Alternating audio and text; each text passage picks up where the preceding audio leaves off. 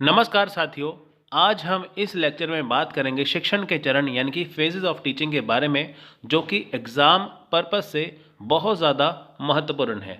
तो आपको वीडियो पूरा देखना है, आपको पूरा डिटेल में शिक्षण के चरण समझ में आ जाएगा। देखिए, शिक्षण जटिल काम है। इस काम को आसान और सफल बनाने के लिए एक व्यवस्थित योजना की आवश्यकता है। तो देखिए, शिक्षण क्या है? जटिल काम है, यानी कि पढ़ाना बहुत मुश्किल है। ठीक है, तो ये हर एक के बस की बात नहीं है। देखिए, इस काम को अगर आसान बनाना है, सफल बनाना है, तो व्यवस्थित योजना होनी चाहिए, यानी कि एक प्लानिंग होनी चाहिए। तो देखिए, ऐसा तो है नहीं है कि जब टीचर आपकी क्लास में आते हैं, शिक्षक जैसे आते हैं क्लास में पढ़ाने के लिए, तो वो आपको ऐसे आके पढ़ा देते हैं। तो ऐसा नहीं है। जब भी शिक्षक, चाहे स्कूल हो, कॉलेज हो, कहीं पे भी हो, आपको पढ़ाते हैं तो पहले वो खुद से तैयारी करके आते हैं, तभी आपको वो पढ़ाते हैं। तो ये क्या है? व्यवस्थित योजना है। यानी कि जो बच्चों को पढ़ाना है, टीचर को, शिक्षक को, वो पहले अच्छे से खुद उसे समझेंगे, फिर उसके बाद बच्चों को पढ़ाएंगे। तो ये क्या है? ये जटिल काम है। इसे आसान सफल तभी बनाया जा सकता है जबकि एक व्यवस्थित योजना हो। सो देखिए, शिक्षण को विभिन्न चरणों के संदर्भ में माना जाता है और प्रक्रिया के चरणों को शिक्षण के चरण कहा जाता है। सो देखिए, यहाँ पे क्या है कि जो अलग अलग प्रक्रियाएं हैं, तो उसके जो चरण हैं उसे क्या कहते हैं? शिक्षण के चरण। तो देखिए, यहाँ पे क्या लिखा है कि फिलिप डब्ल्यू जैक्सन का मानना है कि अगर हमें शिक्षण गतिविधि का पूरा विवरण प्राप्त करना है, तो हमें कक्षा में नियमित शिक्षण से पहले और बाद में शिक्षक को क्या करना चाहिए, इस पर विचार करना चाहिए।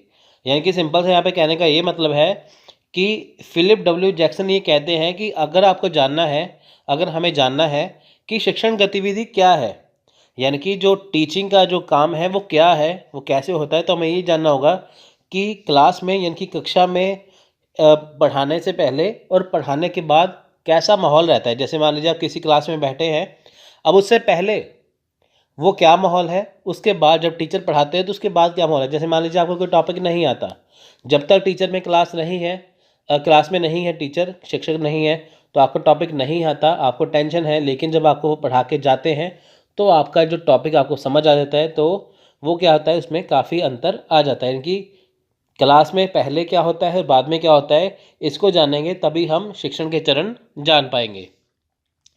I hope you understand. So next देखें यहाँ पे, जैक्सन तीन चरणों में शिक्षण जैक्सन तीन चरणों में व्यवस्थित रूप से शिक्षण का विश्लेषण करता है। सो देखिए, यहाँ पे क्या है कि शिक्षण के तीन चरण हैं। जैक्सन कहते हैं शिक्षण तीन चरणों में बांटा इसे। पहला है पूर्व सक्रिय चरण, जिसे योजना चरण भी कहते हैं, और इसे इंग्लिश में कहते हैं प्री एक्टिव स्टेज। तो दूसरा है यहाँ पे अंत सक्रिय चरण, जिसे प्रभाव चरण भी कहते हैं, और इंग्लिश में कहते हैं इसे इंटरएक्टिव स्टेज। नेक्स्ट है उत्तर सक्रिय चरण, यानी कि मूल्यांकन चरण, जिसे पोस्ट एक्टिव स्टेज भी कहते हैं। सो देखिए, ये मैंने आपको साथ में इसलिए बताया कि ताकि आपको कहीं पे भी कन्फ्यूज़न ना हो। मान लीजिए कि एग्ज़ाम में क्वेश्चन आ जाए, तो योजना चरण आ जाए, तो आप बिल्कुल भी घबराइए मत। वो पूर्व सक्रिय चरण है। तो आपको साथ में मैंने इंग्लिश में भी लिख के बताया है कि ताकि आपको कहीं पे भी कोई दिक्कत ना आए। तो जैसे जैसे आपको मैं बताता जाता हूँ, आप उसे करते जाइए। सो देखिए, अब जानते हैं सक्रिय चरण क्या है। तो देखिए, प्री एक्टिव फेज, जिसे पूर्व सक्रिय चरण कहते हैं। ठीक है,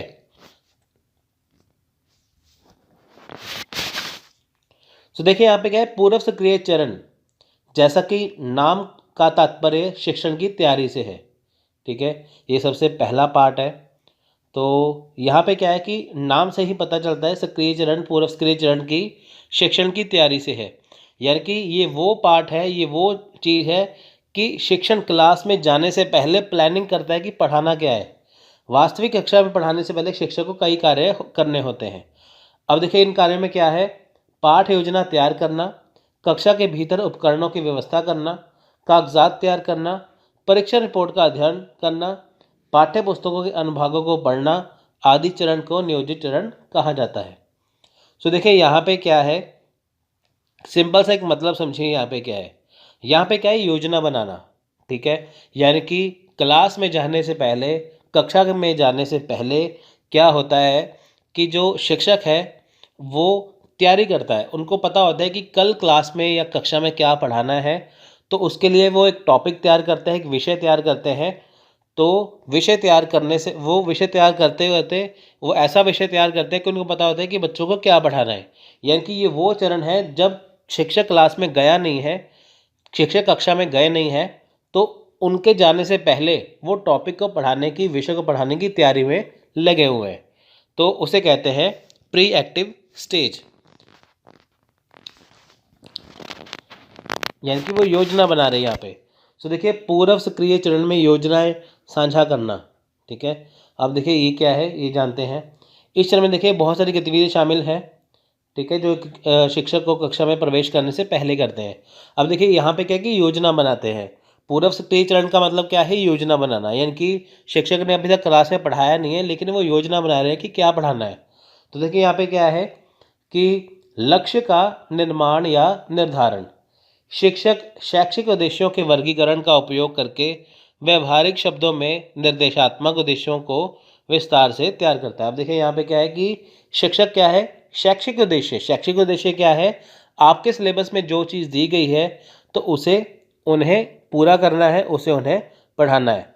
तो देखिए वो क्या करते हैं कि उसका प्रयोग करके क्या करते हैं, व्यवहारिक शब्दों में निर्देशात्मक उद्देश्यों को विस्तार से तैयार। अब देखिए क्या है कि जैसे मान लीजिए आपकी कोई किताब है या आपका कोई टॉपिक है, लेकिन वो आपको समझ नहीं आ रहा, तो शिक्षक क्या करते हैं कि उस टॉपिक को खुद समझ के आपको वो आसान भाषा में, इजी लैंग्वेज में समझाते हैं कि ताकि आप उसे अच्छे से समझ पाएँ। सो ये क्या है, ये लक्ष्य का निर्माण है। यानी कि शैक्षिक उद्देश्य क्या है, शिक्षक का शैक्षिक उद्देश्य है कि आपका सिलेबस कवर करना और जो टॉपिक पढ़ा रहे, जो विषय पढ़ा रहे हैं, उसको अच्छे से आपको समझाना कि ताकि आपको आसान भाषा में समझ आए। छात्र के मनोविज्ञान, समाज और स्कूल की ज़रूरतों के अनुसार उद्देश्य निर्धारित किए जाते हैं। देखिए यहाँ क्या है कि छात्रों का मनोविज्ञान, यानी कि छात्रों का मनोविज्ञान क्या है, उनका साइकोलॉजी क्या है छात्रों का, यानी कि वो क्या सीखते हैं। अब देखिए हर एक का जो स्वभाव है वो अलग होता है, इसलिए छात्रों का मनोविज्ञान कैसा है, समाज में रहन सहन कैसा है, सोसाइटी कैसी है उनकी, और स्कूल की क्या ज़रूरतें हैं, वो क्या सिखाना चाहते हैं, उसी को ध्यान में रखते हुए क्या होता है, उद्देश्य निर्धारित होता है कि कैसे बच्चों को पढ़ाना है, किस हिसाब से बच्चों को पढ़ाना है, कितनी मेहनत से पढ़ाना है, या किस चीज़ की ज़्यादा ज़रूरत पड़ेगी पढ़ाने के लिए। इन उद्देश्यों को प्राप्त करके शिक्षक छात्रों में क्या बदलाव लाता है, उसके अनुसार उद्देश्य निर्धारित किए जाते हैं। यानी कि देखिए क्या है कि इन उद्देश्यों को प्राप्त करके, इन उद्देश्य को प्राप्त मतलब कि जो लक्ष्य उसने पकड़ा हुआ है उसको प्राप्त करके शिक्षक छात्रों में क्या बदलाव लेके आने चाहते हैं। यानी कि देखिए क्या होता है कि उनका उद्देश्य क्या है, पहली बार सिलेबस कवर करना, टॉपिक को समझाना, विषय को समझाना। अब वो समझा के क्या बदलाव लाते हैं, बदलाव का मतलब जैसे मान लीजिए कि बच्चों को कोई चीज़ समझ, जैसे मैथ्स के क्वेश्चन है, बच्चों को समझ नहीं आते। अब शिक्षक के पास क्या है कि चैलेंज होता है कि बच्चों को इतना आसान तरीके से करवाया जाए कि ताकि जिस चीज़ को वो मुश्किल समझ रहे हैं वही चीज़ उनको आसान लगे। तो ये बदलाव चाहते हैं ना, जो चीज़ मुश्किल लग रही है वो आसान लगे। तो इसलिए वो शिक्षक क्या करते हैं, इतनी मेहनत से आपको पढ़ाते हैं कि ताकि जो चीज़ आपको मुश्किल लगती है वो बाद में आपको आसान लगे। सो नेक्स्ट है यहाँ पे पढ़ाए जाने वाले विषय का चरण। अब देखिए शिक्षक उद्देश्यों के निर्धारण के बाद शिक्षक शिक्षार्थियों के सामने प्रस्तुत की जाने वाली सामग्री के रूप में निर्णय लेता है। अब देखिए यहाँ पे क्या है कि पढ़ाए जाने वाले विषय का चयन किया जाता है। शिक्षक ये देखते हैं कि आपको कौन सा विषय पढ़ाना है, कौन सा टॉपिक पढ़ाना है, कौन सा सब्जेक्ट पढ़ाना है आपको।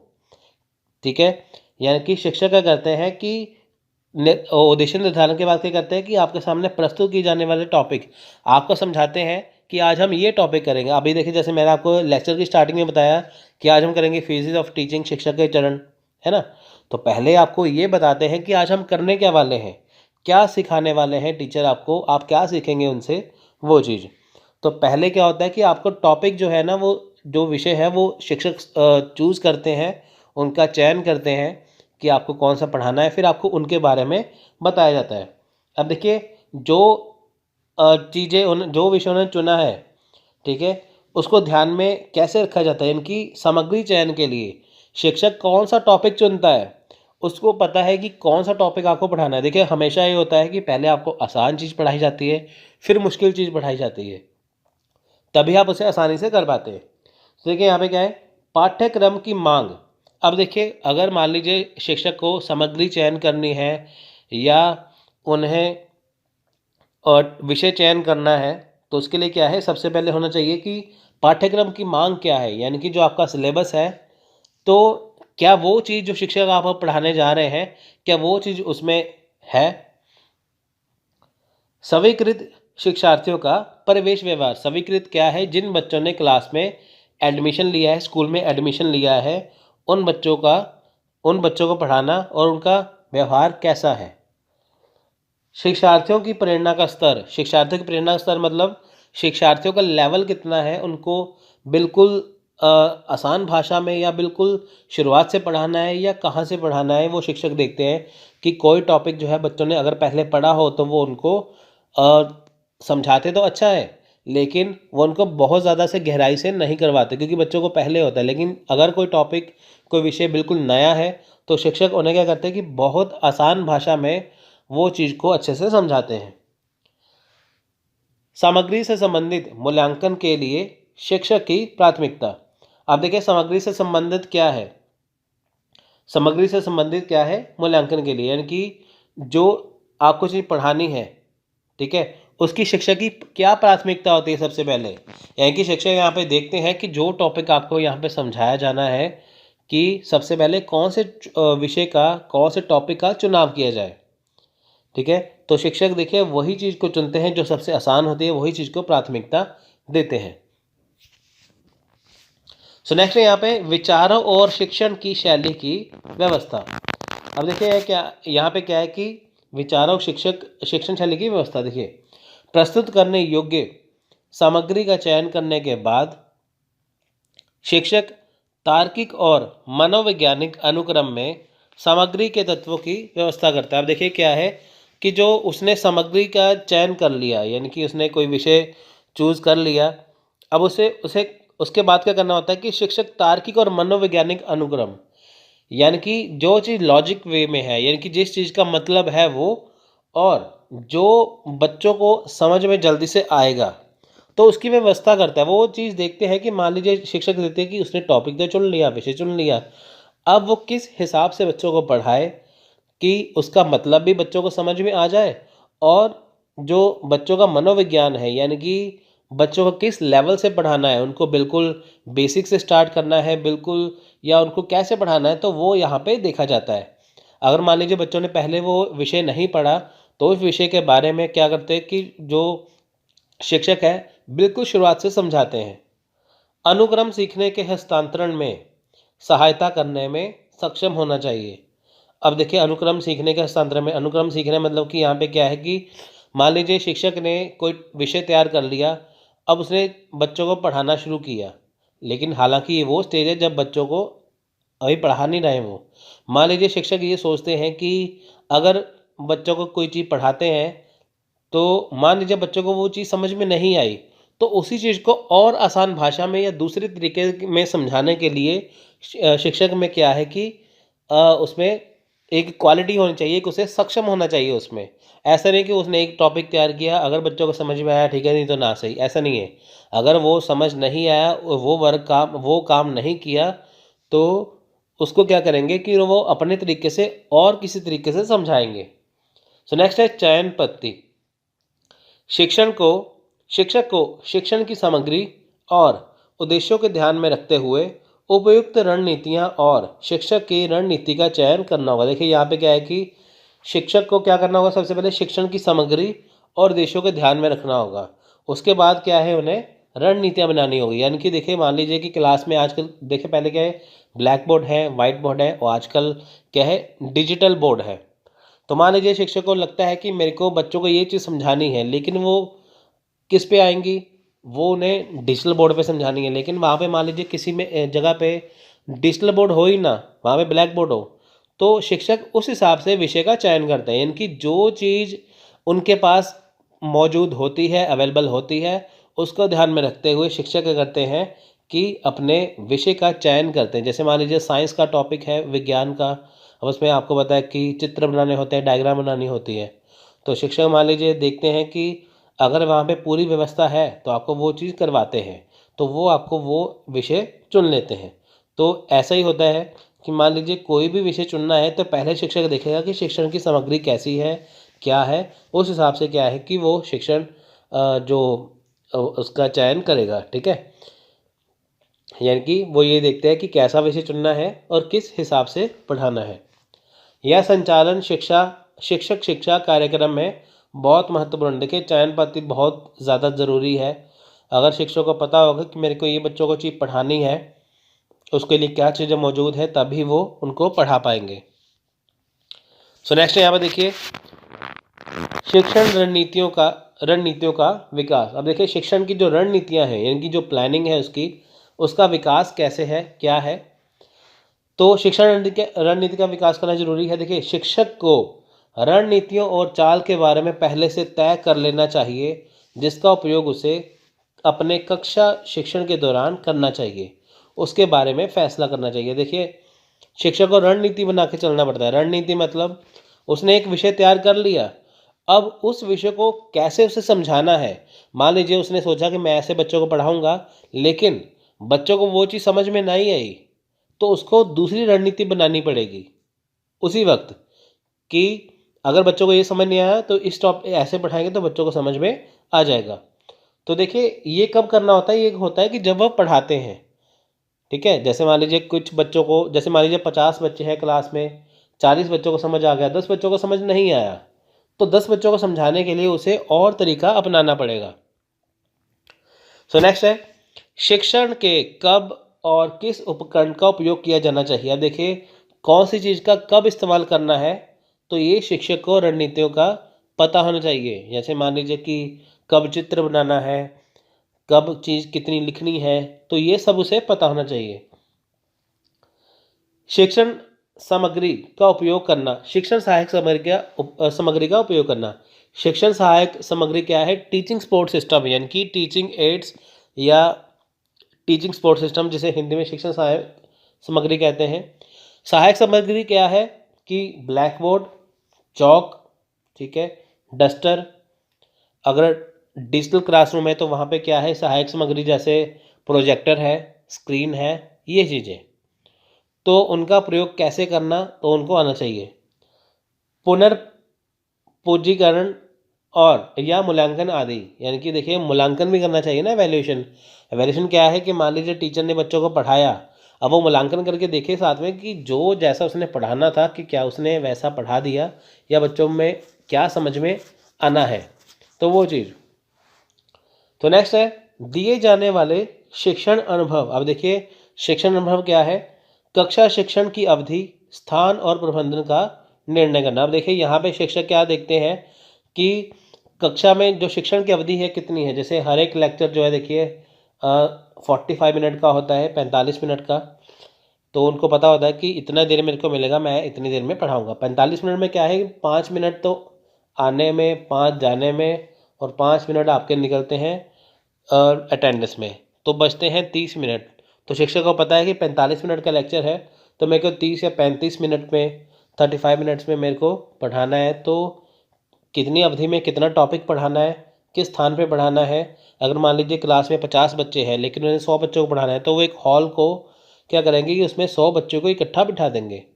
तो प्रबंधन कैसा है, यानी कि जहाँ पे वो बच्चों को, मान लीजिए 100 बच्चों को पढ़ाएंगे, क्या 100 बच्चों के बैठने की व्यवस्था है, तो ये उनको पहले से देखना पड़ता है। उपकरण का उपयोग मूल्यांकन के लिए किया जाना चाहिए। देखिए उपकरण का उपयोग क्या है, यानी कि जो चीज़ें इस्तेमाल की जाती है उसका उपयोग मूल्यांकन के लिए किया जाना चाहिए। देखिए यह चरण उस शिक्षण या गतिविधियों के विवरण के बारे में है जो कक्षा में प्रदर्शन करना चाहते हैं। यहाँ शिक्षक अपनी कार्रवाई के संभावित परिणाम के बारे में परिकल्पना करता है। परिकल्पना मतलब कि शिक्षक ने अपने मन में सोचा है। जैसे मान लीजिए शिक्षक ने प्लानिंग किया, एक योजना बनाई कि कल को मैं बच्चों को ये पाठ पढ़ाऊँगा। तो उसने फिर ये सोच लिया कि अगर मैं इसको इस ज़रिए से पढ़ाऊँ, इस हिसाब से पढ़ाऊँ, तो उसने अगर पूरा पढ़ा दिया तो क्या वो बच्चों को समझ में आएगा। अगर मान लीजिए कि उसको लगता है कि हाँ मैं ये कल ये पाठ पढ़ाऊंगा, बच्चों के समझ में आ जाएगा, तो वो क्या है, परिकल्पना, यानी कि शिक्षक ने अभी योजना बनाई है पाठ तैयार करने के लिए, तो तभी वो अपने दिमाग में बिठा लेते हैं कि कैसे बच्चों को पढ़ाना है तो किस हिसाब से समझ में आएगा। तो इसीलिए वो इस हिसाब से पाठ को तैयार करते हैं कि बच्चों को आसानी से समझ में आए। सो नेक्स्ट है दूसरा पॉइंट, अंतःक्रिया चरण यानी कि इंटरैक्टिव स्टेज। तो देखिए ये क्या है कि जैसे टीचर ने मान लीजिए कि प्लानिंग कर लिया, योजना बना ली, तो उसके बाद क्या है, ये वो चरण है यानी कि ये प्रभावी चरण है जिसे हम कहते हैं। पहले हमने क्या किया था, योजना चरण यानी कि पूर्व सक्रिय चरण, अब हम कर रहे हैं अंतःक्रिय चरण यानी कि अब हम कर रहे हैं यहाँ पे प्रभावी चरण। तो देखिए ये क्या है कि पूर्व सक्रिय चरण के दौरान बनाई गई योजना के निष्पादन को दर्शाता है, यानी कि ये वो अब स्टेज है जब शिक्षक क्लास में आके बच्चों को पढ़ाएगा। इसके पहले हमने क्या पढ़ा था पूर्व सक्रिय चरण में, योजना चरण में, कि टीचर अभी क्लास में आके पढ़ाए नहीं है, वो अभी योजना बना रहे हैं कि कौन सा विषय पढ़ाना है। लेकिन ये वो वाला स्टेज है, ये वो वाला फेज़ है जहाँ पे शिक्षक वास्तव में कक्षा में आके पढ़ाते हैं। तो इसमें क्या क्या होता है देखते हैं, चलिए। तो देखिए यहाँ पे क्या है कि ये चरण पूर्व सक्रिय चरण के दौरान बनाई गई योजना के निष्पादन को दर्शाता है, यानी कि अब जो टीचर ने पहले चरण में जो शिक्षक ने जो योजना बनाई थी, अब उसे लागू करने का टाइम आ चुका है। शिक्षक के इस चरण में उन सभी गतिविधियों को शामिल किया जाता है जो एक शिक्षक कक्षा में प्रवेश करने के बाद उपयोग करता है। यानी कि देखिए इसमें कौन सी गतिविधियां हैं जब शिक्षक क्लास में आके बच्चों को प्रवेश करने के बाद पढ़ाते हैं। ये वास्तविक कक्षा शिक्षण है। इस चरण में शिक्षक छात्रों को कुछ उपयुक्त तरीकों के माध्यम से सीखने के अनुभव प्रदान करता है। अब देखिए क्या है, ये वास्तविक कक्षा शिक्षण है, यानी कि वो वास्तव में कक्षा में आके पढ़ा रहे हैं। तो इस चरण में क्या होता है कि जो शिक्षक छात्रों को कुछ तरीके बताते हैं, यानी कि कुछ ऐसे तरीके बताते हैं कि जिससे बच्चों को नई चीज़ें सीखने का पता चलता है। जैसे मान लीजिए कि आप देखिए मार्केट में कोई भी बुक लेते हैं ना, तो आपको फेजेस ऑफ टीचिंग बहुत कम मिलेगा उसके अंदर। तो जिस हिसाब से देखिए, सबसे बड़ी एग्जांपल है कि जिस हिसाब से मैं आपको नोट से बनवा रहा हूँ, आप जितना भी इसमें डाटा देखेंगे तो वो डाटा आप अपने बुक से मैच कर लेना, आपको वो डाटा मिलेगा नहीं, क्योंकि इसमें बहुत छोटा छोटा दिया है। यहाँ पे मैंने आपको पूरा ही एलैबोरेट किया है कि ताकि आपका एग्जाम में एक भी नंबर कटे ना। तो ये क्या है, ये आपको एक नया अनुभव मिला है कि आपको कुछ नया सीखने को मिला है।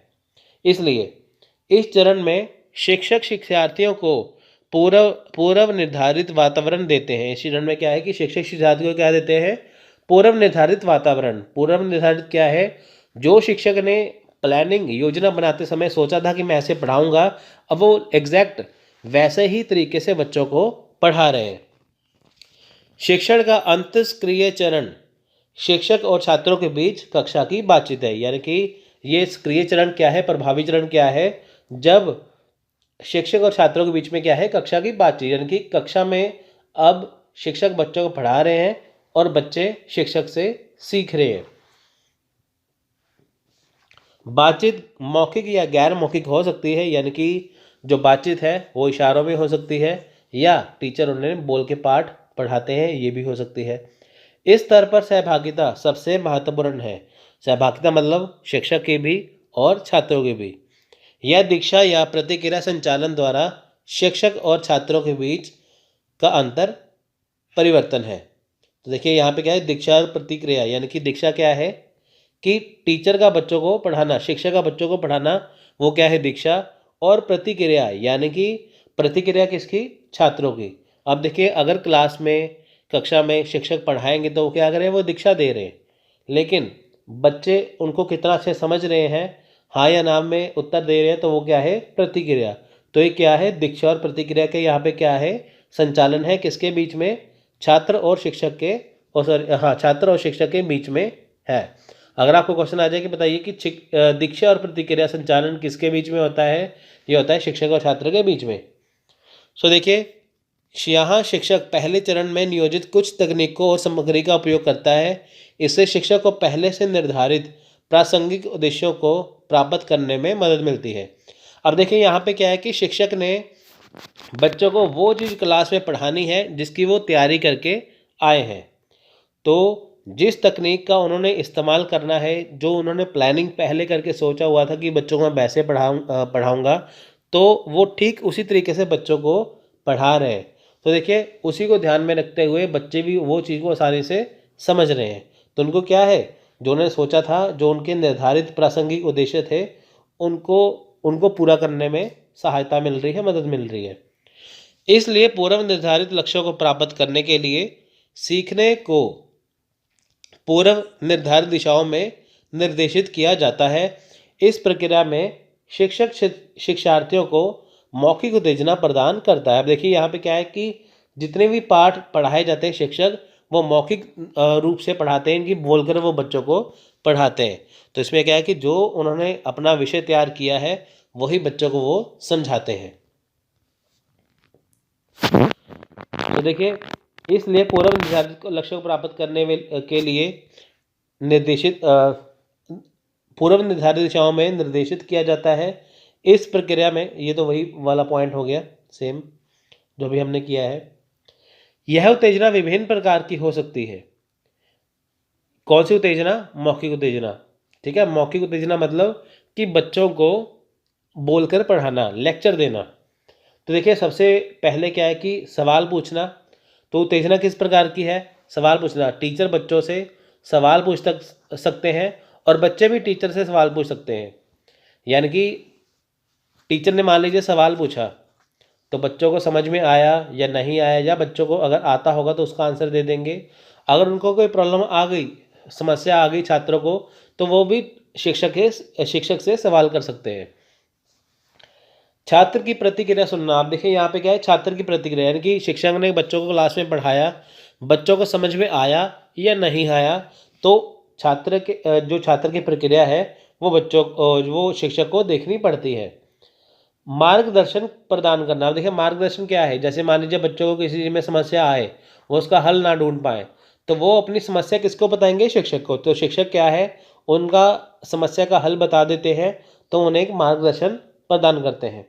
स्पष्टीकरण बनाना। स्पष्टीकरण क्या है कि कुछ शब्दों का मीनिंग जो है, अर्थ होता है, बहुत मुश्किल होता है, या कुछ जो विषय होते हैं बहुत मुश्किल होते हैं, समस्याएं पैदा करते हैं, तो उस चीज़ को सरल भाषा में बताना, ये किसका काम है? ये शिक्षक का काम है। तो इससे क्या है, जो चीज़ छात्रों को पहले नहीं आई होती है, तो उनका यहाँ पे स्पष्टीकरण हो जाता है। इसे वास्तविक शिक्षण के रूप में जाना जाता है। देखिए, वास्तविक शिक्षण क्या है कि कक्षा में आके शिक्षक का खुद बच्चों को पढ़ाना। इस प्रक्रिया में छात्र और शिक्षक दोनों शामिल हैं, ये सही है। इससे शिक्षा की गुणवत्ता में सुधार होता है, बिल्कुल सही है। तो देखिए, यहाँ पे क्या है कि यहाँ शिक्षक द्वारा निम्नलिखित कार्य किए जाते हैं। अब देखिए, क्लास में शिक्षक बहुत सारे कार्य करते हैं, जैसे कक्षा की स्थापना। यह कक्षा के नियत आकार को समझने की गतिविधि को संदर्भित करता है, जिससे शिक्षार्थियों की मनोदशा का एहसास होता है। यहाँ शिक्षक के बारे में पता चाहिए। देखिए, यहाँ पे क्या है कि कक्षा के नियत आकार को समझना। देखिए, क्लास में कितने बच्चे हैं? 50, 60, 70, 20, 30, 40, कितने बच्चे क्लास में? ये क्या होता है कि पहले उनको क्लास का साइज़ समझना पड़ता है, यानी कि साइज़ को समझना पड़ता है ना पहले। अब शिक्षक को ये पता है कि मैं ये टॉपिक पढ़ाऊँगा, तो कितने बच्चों को पढ़ाना है ये टॉपिक, तो उनको ये समझना होता है पहले। तो देखिए, इससे क्या है कि इससे शिक्षार्थियों की मनोदशा का एहसास, जैसे मान लीजिए क्लास में 50 बच्चे हैं, लेकिन उनमें से पढ़ने वाले सिर्फ 20 बच्चे होते हैं, तो शिक्षक को ये पता होना चाहिए कि जो मैं चीज़ पढ़ा रहा हूँ, तो वो कितने बच्चों के समझ में आएगा। तो देखिए, सबसे पहले वो क्या करते हैं, समूह में कितने लोग चौकस दिख रहे हैं, विद्यार्थी हैं, यानी कि एक क्लास में जितने बच्चे हैं वो कितने चौकस हैं। 50 में से 20 बच्चे ध्यान से सुनेंगे, बाकी नहीं सुनेंगे। कितने लापरवाह उदासीन हैं। जिस बच्चे को जो लेक्चर अच्छा लगेगा, जाहिर सी बात है कि दूसरे बच्चों को लेक्चर अच्छा ना लगे शायद। अब जैसे आप मेरी वीडियो देख रहे हैं, कईयों को अच्छी लगेगी, कईयों को नहीं लगेगी। तो कितने बच्चे तेज हैं, होशियार, यानी कि कितने बच्चे चौकस हैं, कितने लापरवाह है, उदासीन है, कितने तेज हैं। ये क्लास में हर एक डिफरेंट टाइप के बच्चे होते हैं, हर एक का मनोविज्ञान अलग होता है, जिसे शिक्षक को समझना होता है टॉपिक समझाने से पहले और टॉपिक समझाते वक्त। शिक्षार्थियों को जानना। देखिए, शिक्षार्थियों को जानना यानी कि छात्रों को जानना। शिक्षार्थियों को जानने का अर्थ है कि नए शिक्षार्थियों को पिछले ज्ञान के बारे में जानना।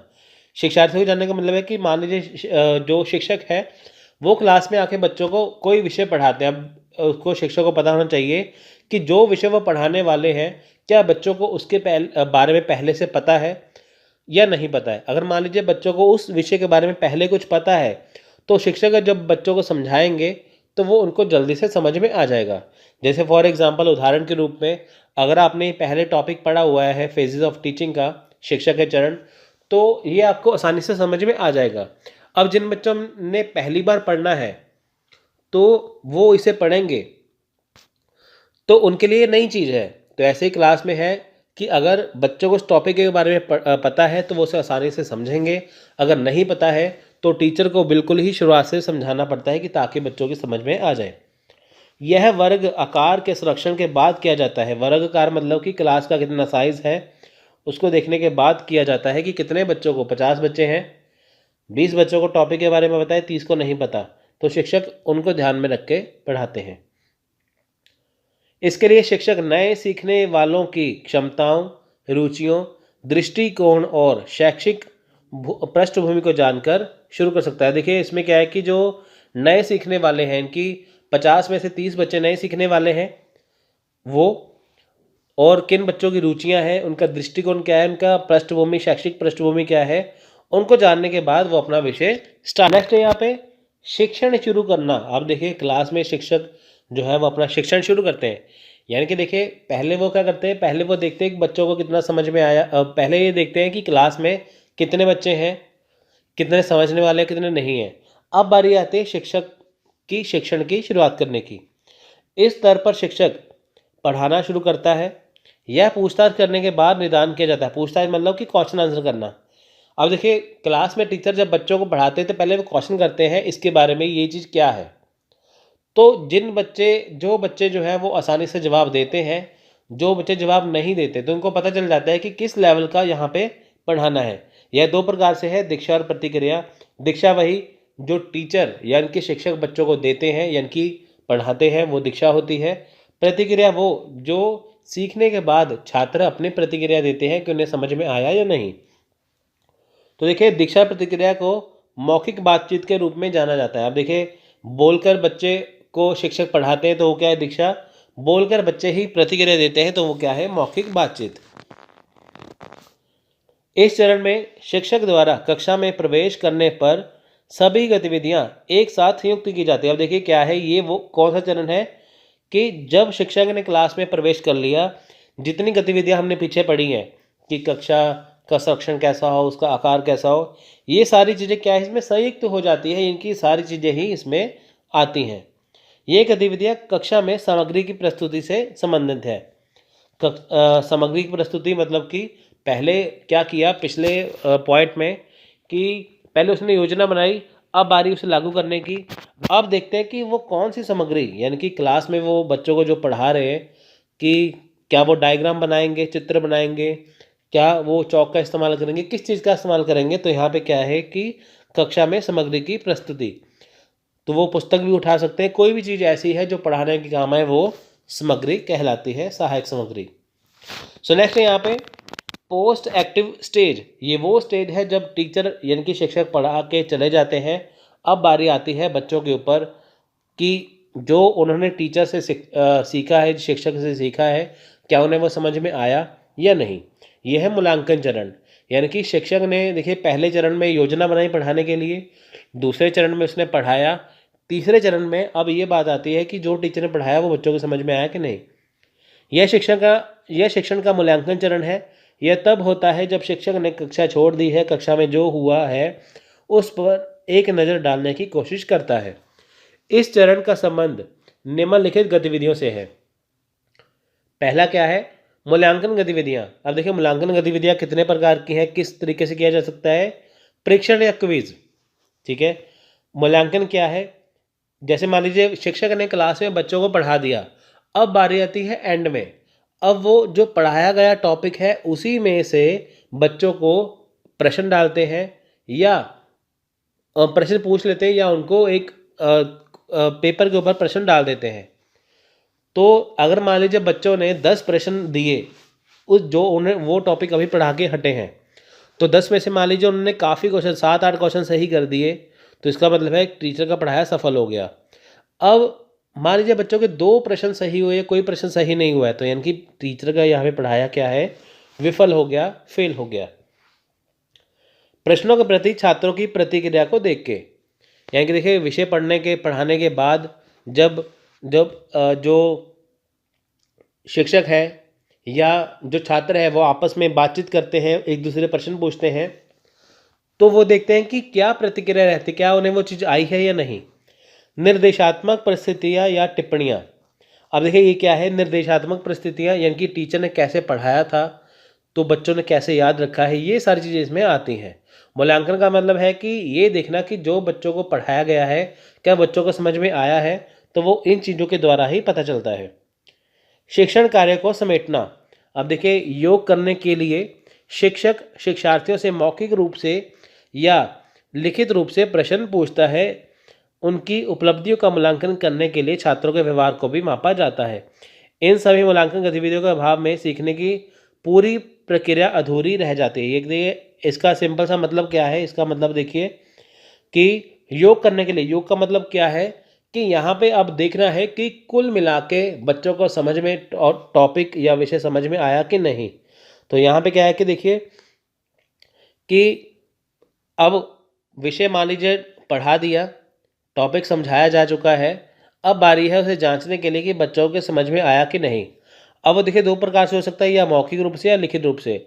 अब मान लीजिए कि अगले दिन या उसी वक्त वो शिक्षक बच्चों का टेस्ट लेते हैं, तो क्या बच्चे उसमें पास होते हैं। मान लीजिए टीचर ने पहले दिन टॉपिक पढ़ा दिया, अगले दिन उसका टेस्ट ले लिया, तो देखिए अगर वो मौखिक रूप या लिखित रूप में प्रश्न पूछते हैं, तो अगर बच्चों ने उसका सही जवाब दे दिया तो वो क्या है कि उनके समझ में आ गया। अगर नहीं उनका अच्छे मार्क्स आए या अच्छे नंबर नहीं आए, तो मान लीजिए बच्चों को समझ में नहीं आया।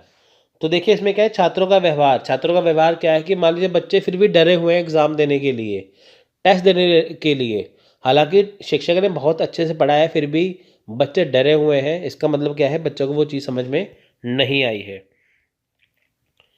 तो अगर मान लीजिए मूल्यांकन गतिविधियाँ देखें ना, तो ये प्रक्रिया अधूरी रह जाएंगी शिक्षण की। मान लीजिए बच्चों को टीचर ने क्लास में पढ़ा दिया, अब आप देखिए कि जैसे आपने पूरा साल तैयारी की यूजीसी नेट की, तो अगर आपका टेस्ट ना हो तो आपको कैसे पता चलेगा कि आपको वो टॉपिक आता है कि नहीं। तो अगर आपसे क्वेश्चन आंसर किए जाएंगे तभी आपको पता चलेगा ना कि ये मेरे को आती है कि नहीं। तो इसलिए अगर वो ना किया जाए तो शिक्षण क्या है, अधूरा।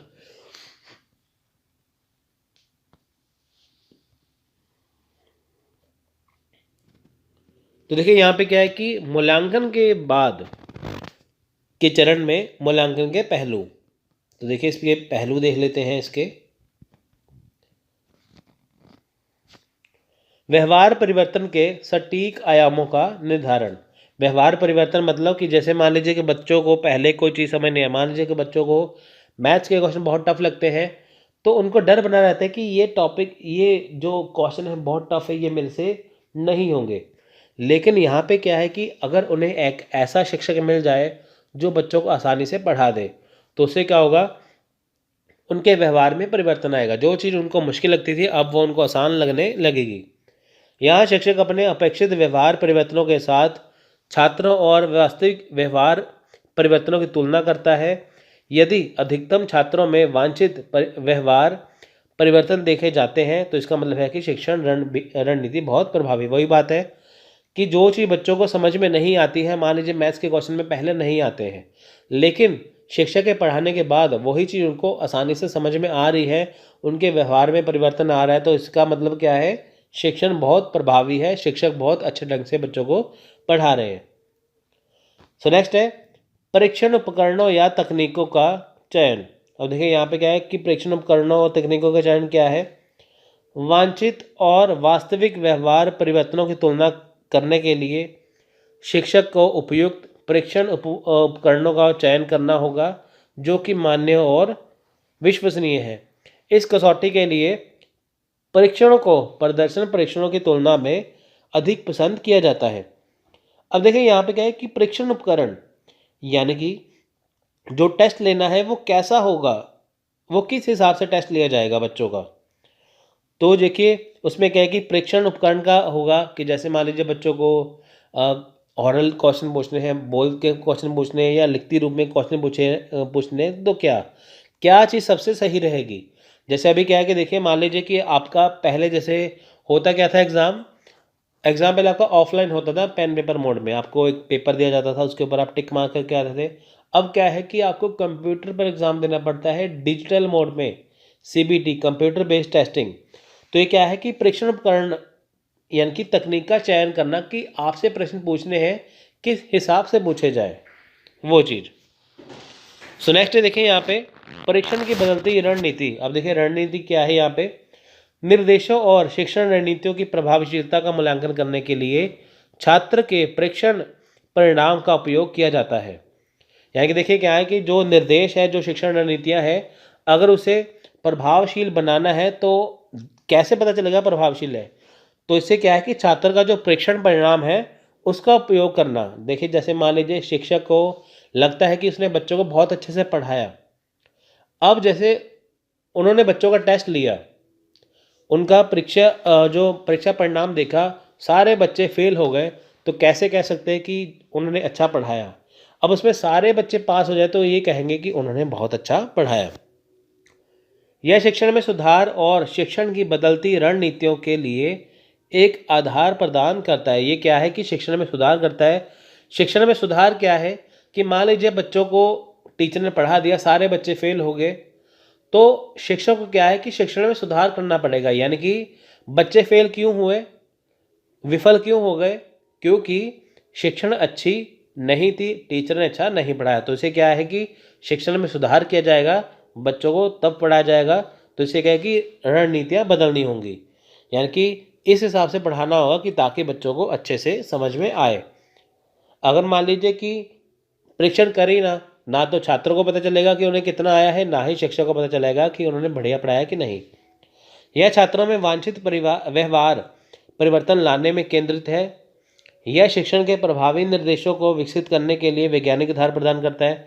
वैज्ञानिक आधार मतलब देखिए कि जो चीज़ बिल्कुल हम, वैज्ञानिक आधार क्या है कि जो चीज़ हमारे पास है या सामने है वो वास्तव में वही चीज़ है, यानी कि 100% गारंटी। तो इसे क्या होता है कि वैज्ञानिक आधार प्रदान होता है। यानी कि यहाँ पे क्या है कि अगर शिक्षक क्लास में बच्चों का टेस्ट लेते हैं, उनका पेपर लेते हैं, तो उससे पता चलता है कि हाँ बच्चों को ये चीज़ समझ में आ गई, उनको गारंटी हो जाती है कि बच्चों को ये चीज़ समझ में आ गई। कक्षा शिक्षण और बातचीत को इस पृष्ठभूमि के साथ प्रभावी बनाया जा सकता है। यानी कि देखिए कक्षा शिक्षण और बातचीत क्या है कि इससे क्या होगा कि पृष्ठभूमि को प्रभावी बनाया जाता है। यानी कि देखिए जो क्लास में बच्चों को पढ़ाया है और बच्चों से बातचीत की गई है बाद में कि क्या उनको वो टॉपिक समझ में आया है, फिर एक दो प्रश्न पूछे जाते हैं। इससे क्या है कि ये प्रभावी बनता है। जैसे मान लीजिए कि टीचर पढ़ाते हैं, साथ साथ बच्चों को पूछते हैं क्या कोई चीज़ समझ में आई, तो वो क्या है एक प्रभावी बनता है। शिक्षण संचालन अर्थात वांछित लक्ष्यों को प्राप्त करने के लिए सीखने की उपयुक्त स्थिति बनाते हैं। अब देखिए क्या है यहाँ पे शिक्षण संचालन क्या है कि मान लीजिए जो लक्ष्य उन्होंने मान के चले हैं, जो सिलेबस उन्हें कवर करना है, पाठ्यक्रम को कवर करना है, तो वो सीखने के लिए उपयुक्त स्थिति बनाते हैं। वो ऐसी स्थिति बनाते हैं कि बच्चों को समझ में आ जाए। उपयुक्त शिक्षण गतिविधि को नियोजित करके विभिन्न स्तरों पर शिक्षण को प्रभावी ढंग से आयोजित किया जाता है। अब देखिए यहाँ पे क्या है कि उपयुक्त शिक्षण गतिविधि यानी कि ऐसी शिक्षण गतिविधि जो बच्चों के लिए कारगर साबित हो। तो उसे क्या है कि विभिन्न स्तरों पर, विभिन्न स्तर क्या है कि लो लेवल, हाई लेवल, बहुत ज़्यादा बच्चों का देखना कि कितना समझ में आ रहा है। पहले वो टीचर क्या करेंगे कि सबसे आसान चीज़ से स्टार्ट करेंगे, फिर करते करते उनको मुश्किल चीज़ भी देंगे, जिससे क्या है जो शिक्षक है, जो शिक्षण है वो प्रभावी ढंग से आएगा। यानी कि टीचर का यहाँ पे काम क्या है कि पहले आसान चीज़ करवाना, इजी, फिर मीडियम, फिर हाई लेवल। तो इससे क्या है कि बच्चों को सारी चीज़ आसानी से समझ में आ जाएगी। तो देखिए इसलिए हम कह सकते हैं कि शिक्षक के कक्षा में प्रवेश करने से पहले ही शिक्षक की शिक्षण की प्रक्रिया शुरू हो जाती है। यह मूल्यांकन, प्रतिक्रिया और अन्य गतिविधियों के रूप में कक्षा की बातचीत के बाद भी जारी है। यानी कि देखिए, इसलिए हम यहाँ पे कहते हैं कि जो शिक्षक है अगर क्लास में नहीं आए हैं उससे पहले ही शिक्षण की प्रक्रिया शुरू होती है। क्यों? क्योंकि उन्हें जब लेसन प्लानिंग करनी होती है, विषय का चयन करना पड़ता है, तो वो देखना पड़ता है कि वो किस हिसाब से बच्चों को पढ़ाए। जब वो पढ़ा के चले जाते हैं उसके बाद मूल्यांकन भी होता है कि क्या उन्होंने अच्छा पढ़ाया कि नहीं। तो ये सारी चीज़ें क्या है, ये हमेशा ही चलती हैं, जो कि शिक्षण का हिस्सा है। सभी 3 चरणों को आपस में जोड़ा जाता है, जिससे प्रत्येक शिक्षण को अधिक सार्थक और महत्वपूर्ण बनाने के लिए दूसरे को संशोधित करने में मदद करता है। अब देखिए यहाँ पे क्या है, तीनों चरणों को जोड़ा जाता है। पहले क्या, योजना चरण को भी जोड़ दिया, फिर अगला चरण भी जोड़ दिया, उसके बाद लास्ट वाला भी मूल्यांकन का भी जोड़ दिया। तो कुल मिला के ये देखा कि किस में कमी है।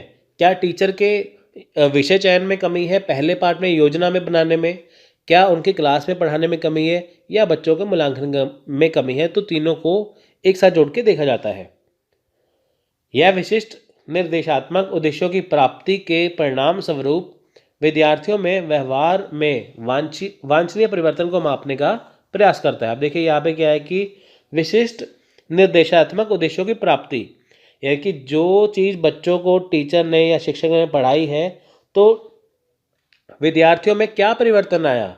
यानी कि अभी तक जो विद्यार्थियों को विषय या टॉपिक मुश्किल लगता था, क्या शिक्षक के पढ़ाने के बाद भी अभी भी मुश्किल लगता है? अगर उन्हें फिर भी मुश्किल लगता है तो शिक्षण प्रभावी नहीं है। अगर मान लीजिए कि जो पहले बच्चों को, विद्यार्थियों को चीज़ मुश्किल लगती थी, लेकिन शिक्षक के पढ़ाने के बाद अब वो चीज़ आसान लगने लगी है, तो इसका मतलब क्या है कि शिक्षण प्रभावी है। अब हम बात करेंगे शिक्षण में बुनियादी आवश्यकताओं के बारे में, यानी कि बेसिक रिक्वायरमेंट इन टीचिंग। यानी कि शिक्षण में वो कौन कौन सी बुनियादी आवश्यकता होनी चाहिए जिसके बिना शिक्षण अधूरा है। शिक्षण विद्यार्थियों को ज्ञान प्रदान करता है। शिक्षण के माध्यम से विद्यार्थियों के व्यवहार में परिवर्तन किया जाता है, इसमें उनमें अच्छे गुणों का विकास होता है। तो देखिए यहाँ पे लिखा है कि शिक्षण के माध्यम से विद्यार्थियों के व्यवहार में परिवर्तन। देखिए व्यवहार में परिवर्तन क्या है कि मान लीजिए कोई बच्चा है, कोई स्टूडेंट है, कोई छात्र है, अगर उसको मान लीजिए कोई मैथ्स के सवाल नहीं आते या उसे हिस्ट्री बड़ी टफ लगती है, तो या कोई भी सब्जेक्ट जो है, कोई भी विषय है बहुत मुश्किल लगता है, तो होता क्या है, उसका जो व्यवहार है वो ऐसा हो जाता है, चिड़चिड़ा सा हो जाता है। उसको ये लगता है कि ये उसे चीज़ कभी आएगी नहीं। लेकिन शिक्षक क्या करते हैं, उसे शिक्षण के द्वारा आसानी से चीज़ को करवाते हैं, जिससे उसे वही चीज़ जो पहले नहीं आती थी अब उसे आसानी से आ जाती है। तो ये क्या हो गया, उसका जो पहले नेगेटिव बिहेवियर था, नकारात्मक व्यवहार था, अब वो पॉजिटिव बिहेवियर यानी कि सकारात्मक व्यवहार बन जाता है। तो इसमें क्या है, अच्छे गुणों का विकास हो जाता है। शिक्षण विद्यार्थियों की कमजोरी का पता लगाकर उन्हें दूर करने में सहायता करते हैं। तो देखिए शिक्षण क्या करते हैं कि विद्यार्थियों की कमजोरी का पता लगाते हैं। वो लगाते हैं कि विद्यार्थी कहाँ कमज़ोर हैं, कौन सी चीज़ें उन्हें परेशान कर रही हैं। जैसे कुछ चीज़ें टफ होती हैं, शिक्षक उनको क्या करते हैं कि ट्रिक्स बता देते हैं कि आपको ये चीज़ ऐसे याद करनी है।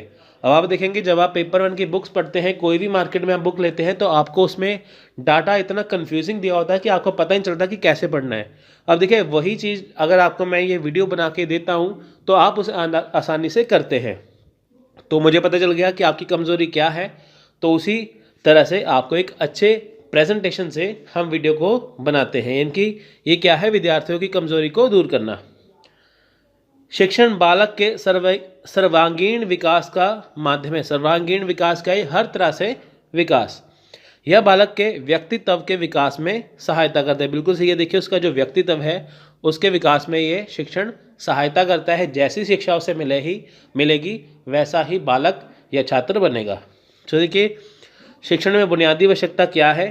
पहली है शिक्षा, और पहला है शिक्षक यानी कि टीचर, दूसरे है छात्र यानी कि स्टूडेंट, तीसरा है विषय यानी कि सब्जेक्ट, चौथा है पर्यावरण यानी कि एनवायरनमेंट, पांचवा है आधारिक संरचना यानी कि इंफ्रास्ट्रक्चर, छठा है शिक्षक और छात्रों का संबंध यानी कि relationship between teacher and student, और सातवां है डिसिप्लिन। आप कहीं भी पढ़ेंगे तो आपको सिर्फ 3 चीज़ें मिलेंगी, शिक्षक, छात्र और पर्यावरण, लेकिन ये 7 चीज़ें होती हैं। आपको ये किसी बुक में शायद ही मिले। आप देखेंगे ये जो चीज़ें हैं आपको किसी बुक में मिलेंगी नहीं, क्योंकि ये एग्ज़ाम से क्वेश्चन आते हैं तो ये करना ज़रूरी है। तो ये 7 पॉइंट हैं, हम इसे आगे एलैबोरेट करते हैं, अच्छे से विस्तार से समझते हैं। उससे पहले देखिए यहाँ पे जो सुकरात है, जिन्हें हिंदी इंग्लिश में सोक्रेटिस कहते हैं, उनकी एक लाइन है कि एक शिक्षक जानकार लोगों की भूमि पर अज्ञानी लोगों की भूमि से एक छोटे जहाज की तरह है। यानी कि जो देखिए शिक्षक क्या है, वो जानकार लोगों की भूमि पर क्या है, अज्ञानी लोगों की भूमि से है। यानी कि देखिए क्लास में जब शिक्षक आते हैं तो बच्चों को क्लास में कुछ नहीं आता, लेकिन जब वो शिक्षक क्लास में पढ़ाते हैं तभी बच्चे सीखते हैं। तो ये इसका मतलब हो गया। सो देखिए यहाँ पे पहला पॉइंट इसे अच्छे से समझते हैं। शिक्षक, अब देखिए क्लास में जब शिक्षण होती है, यानी कि जब शिक्षक शिक्षण के द्वारा बच्चों को पढ़ाते हैं, सबसे ज़्यादा ज़रूरी है शिक्षण में शिक्षक का होना। अगर शिक्षक, मान लीजिए इमेजिन करें शिक्षक हो ही ना, क्लास में सिर्फ स्टूडेंट हो, तो वो कैसे पढ़ेंगे, वो पढ़ नहीं पाएंगे। क्योंकि देखिए किताबों से आप समझ नहीं सकते। आपके पास कोई किताब है, आप उसे पढ़ते हैं, लेकिन फिर भी आप क्वालिफाई नहीं करते कोई भी चीज़। क्यों? क्योंकि आपको समझाने वाला कोई नहीं है। सो देखिए शिक्षक को पहले विश्लेषण और संश्लेषण सिखाना चाहिए। यानी कि पहले उसे विश्लेषण सिखाना चाहिए, फिर संश्लेषण सिखाना चाहिए। इसलिए बेहतर समझ और स्पष्टता के लिए एक समस्या को विश्लेषण के लिए भागों में विभाजित किया जाना चाहिए और फिर भागों को संश्लेषित करके पूरी समस्या को हल करने के लिए जोड़ा जा सकता है। तो देखिए यहाँ पे सिंपल सा क्या मतलब है कि मान लीजिए कि टीचर या शिक्षक के पास कोई टॉपिक है, कोई विषय है समझाने के लिए, तो वो उस टॉपिक को बारीकी से समझाएगा। अब वह क्या करता है कि वो उस टॉपिक को अलग अलग टुकड़ों में बांट देता है, उसको अच्छे से हर एक लाइन को वो डिफाइन करता है, अच्छे से हर एक चीज़ को वो क्या करता है कि वो टुकड़ों में बांटकर सारी समस्याओं का हल करता है। यानी कि जो टॉपिक मुश्किल है चाहे आसान है, उसे हर जगह से तोड़कर छोटे छोटे भागों में विभाजित करके सारी समस्या का हल करता है। फिर उसी समस्या को हल करने के बाद सभी को जोड़ के एक अच्छा सा विषय तैयार करके वो बच्चों को पढ़ाते हैं, कि ताकि आपको एक्स्ट्रा नॉलेज यानी कि जो अलग से ज्ञान दे सके। अब देखिए आपको पता है कि विश्व शिक्षक दिवस हर साल 5 अक्टूबर को मनाया जाता है। तो आप इसे याद रखना। शिक्षक विभिन्न तरीकों, रणनीतियों, एड्स, यानी कि देखिए एड्स का यहाँ पे मतलब क्या है कि जो टीचिंग सपोर्ट सिस्टम होता है ना, वो वाला एड्स है। कि इंग्लिश में देखिए एड्स होता है, इसे सपोर्ट सिस्टम भी कह सकते हैं, यानी कि जो सहायक सामग्री जिसे हम हिंदी में कहते हैं, और शिक्षण सामग्री का उपयोग करता है। शिक्षक प्रतिदिन सैकड़ों निर्णय लेते हैं। देखिए होता क्या है कि शिक्षक जो होते हैं वो प्रतिदिन क्या है, सैकड़ों निर्णय लेते हैं अपने दिमाग में।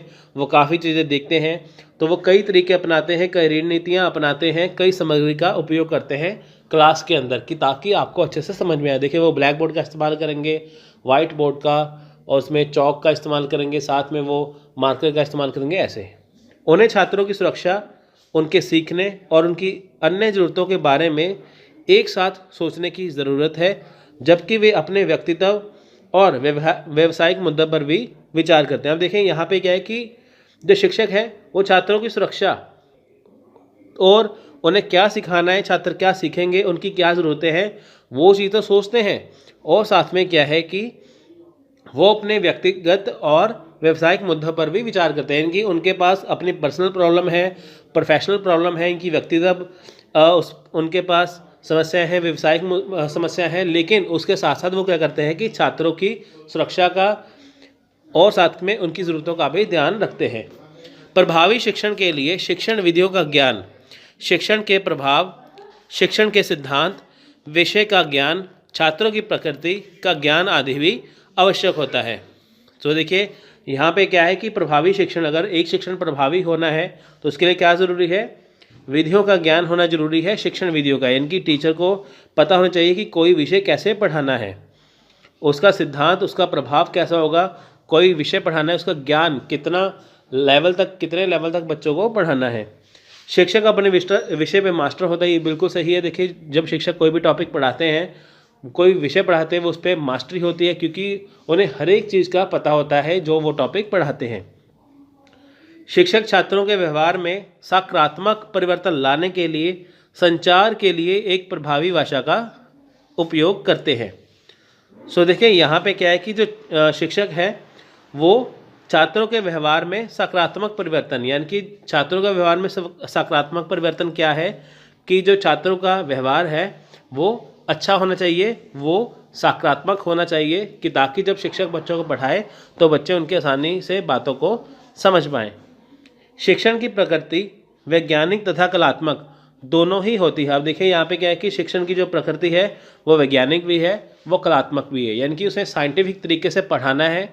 वैज्ञानिक तरीका है कि जो चीज़ वो पढ़ा रहे हैं वो ही सही है, और कलात्मक क्या है कि वो जो चीज़ें पढ़ाते हैं चाहे मुश्किल है वो उसे आसानी से भी अपनी कला का प्रयोग करके भी समझा देते हैं। शिक्षण बालक को या छात्रों को भावी जीवन के लिए तैयार करते हैं। तो ये है शिक्षक। सो नेक्स्ट है यहाँ पे छात्र। अब देखिए क्लास में छात्रों का होना ज़रूरी है, बिना छात्र की क्लास क्या होगी। सो देखिए किसी भी शिक्षार्थी के शैक्षिक ज्ञान अर्जन के लिए बहुत सारी परिस्थितियाँ जिम्मेदार हैं। इनमें से सामाजिक परिस्थितियाँ सबसे प्रभावी होती हैं, यानी शिक्षार्थी कहाँ और किस वातावरण से, किस परिवेश से और किस परिवार से संबंधित है। शिक्षार्थी को शिक्षण प्रक्रिया में सहयोग करना चाहिए। और देखिए शिक्षार्थी को सबसे बड़ा काम क्या है, शिक्षण प्रक्रिया में सहयोग करना है, कि जो टीचर पढ़ा रहे हैं, जो शिक्षक पढ़ा रहे हैं उसमें सहयोग करना, कि ताकि शिक्षक बच्चों को अच्छे से पढ़ा सके। मान लीजिए शिक्षक बच्चों को पढ़ा रहे हैं लेकिन बच्चे शोर मचा रहे हैं, तो वो कैसे पढ़ पाएंगे और ना ही टीचरों से पढ़ा पाएंगे। तो देखिए सबसे ज़्यादा प्रभावी यहाँ पे क्या है, अगर मान लीजिए किसी भी शिक्षार्थी को, स्टूडेंट को ज्ञान अर्जन करना है तो उसके लिए सबसे ज़्यादा क्या है, सामाजिक परिस्थितियाँ सबसे प्रभावी होती हैं। सामाजिक परिस्थितियाँ क्यों, क्योंकि देखिए उन्हें समाज में रहना है, तो जैसे अपने दोस्तों से मिलते जुलते रहते हैं तो उनका प्रभाव सबसे ज़्यादा उनके ऊपर पड़ता है। तो इसलिए ज़रूरी है कि वो किस वातावरण में रहते हैं, किस परिवेश में रहते हैं। देखिए मैं जैसे मान लीजिए कि परिवार में रहते हैं, वहाँ पे सभी एजुकेटेड है, सभी पढ़े लिखे हैं, तो जाहिर सी बात है कि जो शिक्षार्थी है, जो छात्र है, वो भी एक एजुकेटेड ही बनेगा, क्योंकि माहौल ऐसा बन जाता है। शिक्षार्थी को ज्ञान प्राप्त करने के लिए शिक्षक की बातों का पालन करना चाहिए, ठीक है, क्योंकि देखिए शिक्षक की बातों का पालन करना ज़रूरी है। शिक्षार्थी को विषय, गतिविधियों, शिक्षण सामग्री आदि में भी रुचि होनी चाहिए। अब देखिए जो शिक्षक टॉपिक पढ़ा रहे हैं उसके ऊपर क्या होता है कि जो शिक्षार्थी है उसे भी उस विषय में रुचि होनी चाहिए, कि ताकि जब टीचर बच्चों को पढ़ाएं तो वो अच्छे से समझें। कक्षा गतिविधि सीखने की सुविधा प्रदान करती है और छात्रों को लंबी अवधि तक जानकारी बनाए रखने में मदद करती है। अब देखिए यहाँ पे है कि जो कक्षा गतिविधि है वो क्या है, वो सीखने की सुविधा प्रदान करती है। इनकी कक्षा में क्या है, आप बैठ के सीख सकते हैं, आप जानकारी ले सकते हैं, वो जानकारी आपके लाइफ टाइम हमेशा ही जीवन में काम आती है। किसी भी शिक्षार्थी के शैक्षिक ज्ञान अर्जन के लिए बहुत सारी परिस्थितियाँ जिम्मेदार होती हैं, बिल्कुल सही है। इनमें से सामाजिक परिस्थितियाँ सबसे प्रभावी होती हैं। देखिए सामाजिक जो परिस्थितियाँ सबसे प्रभावी हैं, ये तो वही वाली लाइन है फिर से, ठीक है, यह उसके संपूर्ण शैक्षिक कार्यक्रम पर प्रभाव डालती है। अब देखिए संपूर्ण शैक्षिक कार्यक्रम क्या है, कि जो वो सीखता है क्लास में पूरा, ठीक है, उसको प्रभावित करती हैं। यानी कि शिक्षक पढ़ाते हैं क्लास में और छात्रों का काम क्या है, पढ़ना और अच्छे से पढ़ना।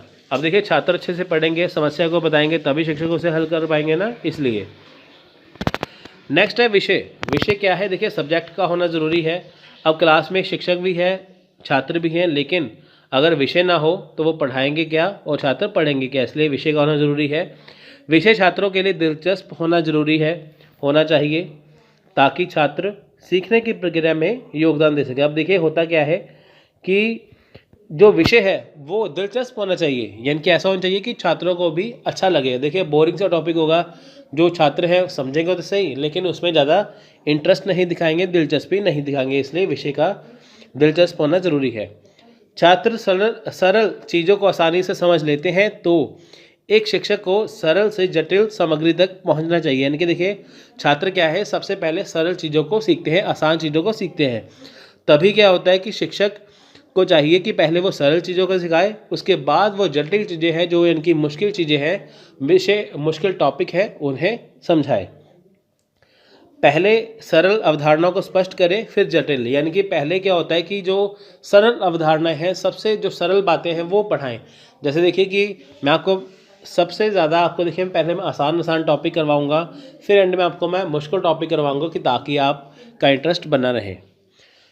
तो शिक्षक निर्धारित विषय से संबंधित आवश्यक चार्ट, मानचित्र और मॉडल का प्रयोग करता है। अब देखिए शिक्षक क्या है कि जो विषय निर्धारित है यानी कि जो उन्हें पढ़ाना है उसके लिए क्या करेंगे, वो मानचित्र का प्रयोग करेंगे, चार्ट का प्रयोग करेंगे। पे पर्यावरण यानी कि एनवायरनमेंट। अब देखिए एनवायरनमेंट का सकारात्मक होना ज़रूरी है। छात्रों की वृद्धि और विकास शिक्षण का मुख्य उद्देश्य है, जो शिक्षण प्रक्रिया के लिए उपयुक्त वातावरण में संभव है। अब देखिए यहाँ पे क्या है कि जो अगर छात्रों की वृद्धि करनी है, विकास करना है, शिक्षण का मुख्य उद्देश्य यही है। यानी कि छात्रों की वृद्धि और विकास क्या है, मुख्य उद्देश्य है किसका, शिक्षण का।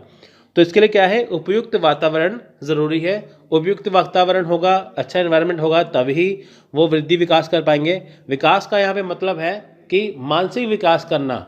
वृद्धि का मतलब है कि उन्हें टॉपिक के बारे में बताना, टॉपिक को आगे, मान लीजिए कोई विषय उनको आ गया, वृद्धि होगी। जैसे मान लीजिए आप जैसे आपने पहले ग्रेजुएशन किया, फिर आपने पोस्ट ग्रेजुएशन किया, वो क्या है, वृद्धि। लेकिन विकास क्या है कि आपको टॉपिक की समझ आना, आपके दिमाग के अंदर चीज़ों का ग्रहण करना। देखिए छात्रों के लिए नए ज्ञान का निर्माण करना आसान है यदि वे इसे उस चीज़ से संबंधित करने में सक्षम है जो पहले से जानते हैं। यानी कि देखिए जो छात्र पहले से किसी टॉपिक को जानते हैं, अगर शिक्षक उसे फिर से पढ़ाएंगे, अच्छे से पढ़ाएंगे, तो वो उसे आसानी से पढ़ पाएंगे। नया विषय होता है तो वो उसे पढ़ना थोड़ा सा मुश्किल है, लेकिन जो पहली चीज़ें पढ़ी हुई होती हैं उसको और अच्छे से विस्तृत रूप में किया जाए तो वो बहुत ज़्यादा आसान हो जाती है। इसलिए शिक्षण को ज्ञात से अज्ञात में प्रवाहित होना चाहिए। ज्ञात से ज्ञात में प्रवाहित होना चाहिए मतलब कि पहले जो छात्रों को आता है वो समझाना चाहिए, उसके बाद जो छात्रों को नहीं आता उसमें उनको चीज़ करवानी चाहिए। छात्रों के पिछले अनुभव को नए शिक्षण में जोड़ा जाना चाहिए। यानी कि जो छात्रों ने पहले सीखा हुआ है तो उनको ध्यान में रखते हुए शिक्षक को नई चीज़ें भी सिखानी चाहिए। नेक्स्ट है आधारिक संरचना यानी कि इंफ्रास्ट्रक्चर। शिक्षण में आधारिक संरचना का होना बहुत ज़रूरी है। शिक्षा तक पहुंच सुनिश्चित करने के लिए आधारिक संरचना सबसे बुनियादी तत्वों में से एक है। स्कूल की शिक्षा सबसे आम है जिसमें संरचित बच्चों के समूह के साथ पढ़ाई होती है। अब देखिए सभी बच्चे स्कूल में बैठ के पढ़ते हैं। देखिए यहाँ पे सिंपल सा ये मतलब है, इंफ्रास्ट्रक्चर क्या है कि जैसे शिक्षक क्लास में आते हैं, वो क्या करते हैं कि क्लास में ब्लैक बोर्ड पे पढ़ाते हैं, चौक का इस्तेमाल करते हैं, वाइट बोर्ड पे पढ़ाते हैं, मार्कर का इस्तेमाल करते हैं। आजकल स्मार्ट क्लासेस है, प्रोजेक्टर का प्रयोग होता है। तो ये क्या है, इंफ्रास्ट्रक्चर ज़रूरी है। अगर आप स्कूल में टीचर कोई पढ़ाते हैं तो वहाँ पे इलेक्ट्रिसिटी, इनकी बिजली का होना ज़रूरी है, बच्चों के लिए बैठने की व्यवस्था होनी चाहिए, क्लास की छत होनी चाहिए। तो ये सारी चीज़ें क्या है कि इंफ्रास्ट्रक्चर ज़रूरी है जहाँ पे बच्चे बैठ के पढ़ सकें और शिक्षक उनको पढ़ा सकें। सो नेक्स्ट है शिक्षक और छात्रों का संबंध। तो देखिए शिक्षक को हमेशा छात्रों में आत्म अध्ययन को प्रोत्साहित करना चाहिए। यानी कि शिक्षक को क्या करना चाहिए, बच्चों में हमेशा आत्म अध्ययन। तो देखिए शिक्षक हमेशा ही बच्चों में आत्म अध्ययन की आदत डालते हैं, उनसे प्रोत्साहित करते हैं। अब देखिए होता क्या है कि आत्म अध्ययन मतलब कि सेल्फ स्टडी। छात्र को हमेशा शिक्षक यही कहते हैं कि आप सेल्फ स्टडी करिए, खुद से पढ़िए, तभी आपको चीज़ें आएंगी। तो होता भी यही है, जब तक आप खुद से कोई चीज़ें करेंगे नहीं आपको वो आएंगी नहीं। जब शिक्षक का छात्रों के साथ एक अच्छा रिश्ता होता है तो कक्षा के बारे में सकारात्मक महसूस करते हैं।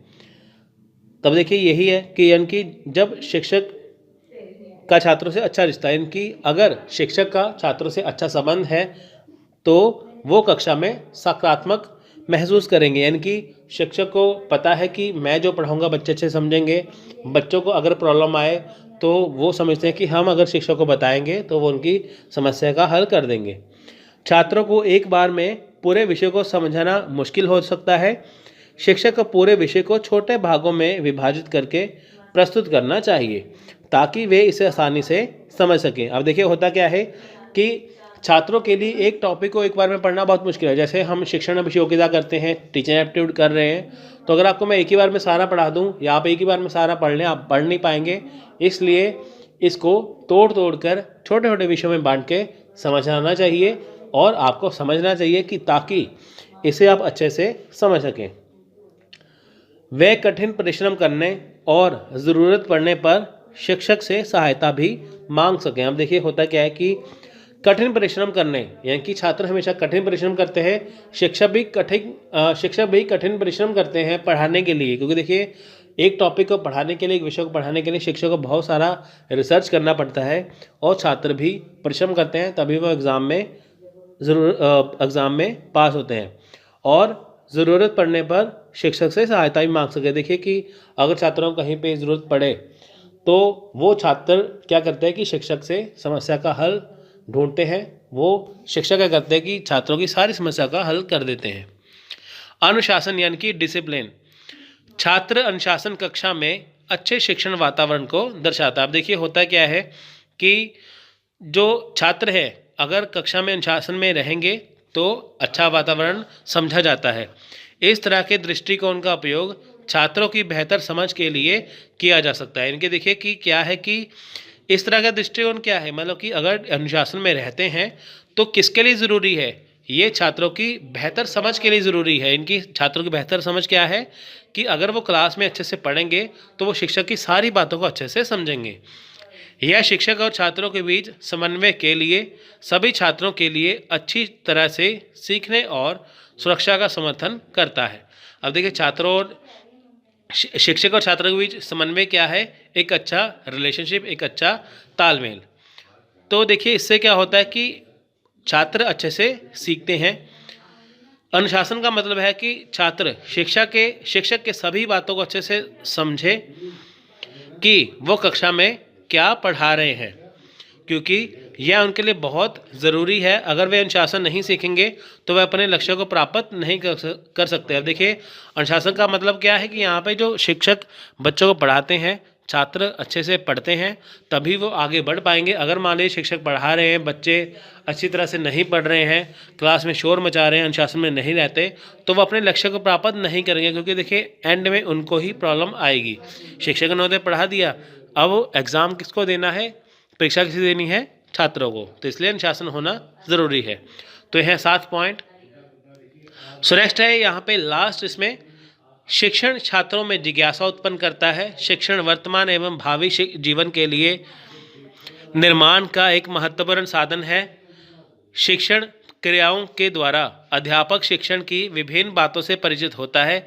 शिक्षण द्वारा विद्यार्थियों के भावात्मक, ज्ञानात्मक एवं क्रियात्मक पक्षों को समझने में सहायता मिलती है। इनके देखिए क्या है कि शिक्षक क्या करते हैं, छात्रों में जिज्ञासा उत्पन्न करते हैं। कैसे, मान लीजिए बच्चों को कोई टॉपिक नहीं आता, मैथ्स के सवाल जो टफ लगते हैं, तो शिक्षक क्या करते हैं कि छात्रों को ऐसे ट्रिक से करवाते हैं कि छात्र उसे बहुत अच्छे से समझते हैं और जो चीज़ उनको मुश्किल लगती थी वो अब उन्हें आसान लगने लगती है। अब देखिए है क्या, शिक्षण वर्तमान भावी जीवन के लिए, इनके देखिए जो उनका जीवन चल रहा है या आने वाला जीवन है, तो एक उसके लिए महत्वपूर्ण साधन है।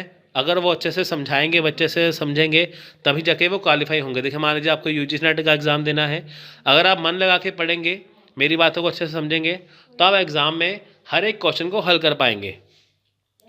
तो ये बहुत ज़रूरी है। इसमें आपका भावनात्मक, ज्ञानात्मक, क्रियात्मक पक्षों को समझने में आपको सहायता मिलेगी। शिक्षण क्रियाएं अनुदेशन का निर्माण करने के लिए वैज्ञानिक आधार पर प्रदान करती हैं। शिक्षण के द्वारा विद्यार्थी की रचनात्मक शक्ति को विकसित किया जाता है। अब देखिए है क्या, शिक्षण क्रियाएं कैसी है, अनुदेशन का निर्माण करती हैं वैज्ञानिक आधार पर, ठीक है, वैज्ञानिक आधार प्रदान करती हैं।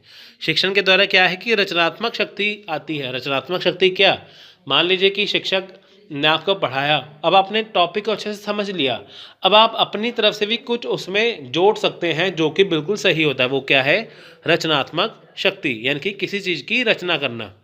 आप खुद से नोट्स बना सकते हैं वीडियो को देख के भी, तो ये क्या है, रचनात्मक शक्ति होगी ना। इसमें विद्यार्थी नवीन ज्ञान की खोज, नवीन चिंतन एवं आविष्कार करने में सक्षम बनते हैं।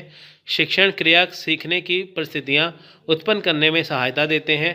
शिक्षण विद्यार्थियों में क्रियाशीलता, संगठन क्षमता एवं व्यवहारिक गुणों का विकास करता है। शिक्षण के द्वारा विद्यार्थियों में एक उत्तम नागरिक के गुण विकसित होते हैं। सो फ्रेंड्स यहाँ पे देखिए क्या है लास्ट पॉइंट में कि विद्यार्थी नवीन ज्ञान की खोज करते हैं। इनकी जो शिक्षण से उन्हें प्राप्त होता है विद्यार्थियों को, वो क्या होता है कि वो एक नई चीज़ को सीखते हैं, वो उनके आगे जाके काम आती है। तो ये क्या है कि उनको विद्यार्थियों को क्या है कि शिक्षण से क्रियाशीलता मिलती है, यानी कि वो उस चीज़ में हमेशा लगे रहते हैं जो उनका सिलेबस है। उनमें संगठन क्षमता है, यानी कि वो ग्रुप में पढ़ते हैं, और साथ में व्यवहारिक गुण का विकास करता है, यानी कि शिक्षण से क्या है व्यवहारिक गुण आते हैं, यानी कि उनका जो व्यवहार है वो सकारात्मक होता है। सो देखिए यहाँ पे गौर करने वाली बात ये है कि मान लीजिए कि आप कोई भी चीज़ पढ़ते हैं, आपको वो आसानी से तो आती नहीं है ना, अपने आप तो आती नहीं है, उसके लिए क्या है शिक्षण का ज़रूरी है। मान लीजिए कि आप कोई नए ज्ञान की खोज करते हैं, कोई नया आविष्कार करते हैं, तो अगर आपको उसके बारे में पहले से बताया होगा कि आपको ये चीज़ ऐसे करनी है तो ही आप समझ पाएंगे ना। तो ऐसे ही विद्यार्थी सारी चीज़ों को सीखते हैं। तो शिक्षण जो विद्यार्थी होते हैं, देखिए उसमें क्रियाशीलता है, व्यवहारिक गुण आते हैं। व्यवहारिक गुण का मतलब ये होता है यहाँ पे कि जिस काम में आप लगे हुए हैं, यानी कि जो काम आप कर रहे हैं, जो विद्यार्थी काम करता है तो वो उस काम में रुचि बना लेता है अपनी, है ना। इससे क्या है कि वो एक अच्छा नागरिक बनता है। मान लीजिए कोई साइंटिस्ट है, जो वैज्ञानिक हैं, उनका काम क्या है खोज करना, चाहे वो देखिए दवाइयों की खोज करते हैं, चाहे किसी भी प्रकार की खोज करती है जो मानव कल्याण के लिए ज़रूरी है। तो शिक्षण के द्वारा क्या है जो विद्यार्थी एक उत्तम नागरिक बनते हैं, जैसे डॉक्टर है, इंजीनियर है, जो भी हैं, ये सारे विद्यार्थी हैं, तभी तो जाके डॉक्टर बनेंगे ना। आज के जो विद्यार्थी हैं तो वही कल के जो डॉक्टर इंजीनियर बनेंगे। जैसे आप ये वीडियो देख रहे हैं तो कल आप टीचर बनेंगे, पीएचडी करेंगे, है ना। तो आप क्या है एक अच्छे नागरिक बन जाएंगे। तो ये था आज का लेक्चर, आई होप आपको समझ में आया होगा। तो मिलेंगे अगले लेक्चर में, तब तक के लिए जय हिंद, थैंक्स फॉर वॉचिंग।